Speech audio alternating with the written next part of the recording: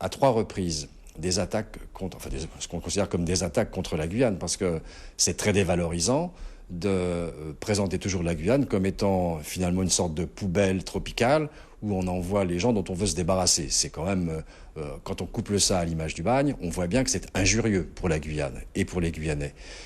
D'autre part, en ce qui concerne les propos qui ont été tenus à nouveau, et c'est pas vieux, c'est avant-hier, je crois, à l'émission de M. Bourdin sur RMC, il tenait encore le même discours, et sur invitation et sur question de M. Bourdin, il disait, mais alors ce que vous voulez, c'est un Guantanamo? Oui, oui, répond-il. Vous êtes sûr de vous voulez vraiment un Guantanamo bis en Guyane? Oui, oui, à Cayenne, oui.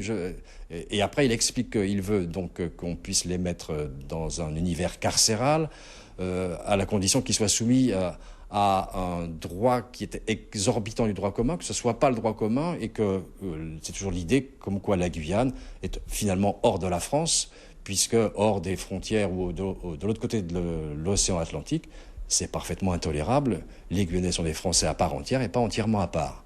À quelle peine il s'expose en tenant des propos de la sorte? Alors, les peines de la diffamation peuvent aller de 12 000 euros jusqu'à 60 000 euros dans certains cas, et peuvent même aller jusqu'à une année d'emprisonnement dans des cas où il y a une discrimination, donc c'est couplé sur l'origine ou la religion ou d'autres notions qui sont inscrites effectivement dans la loi sur la presse.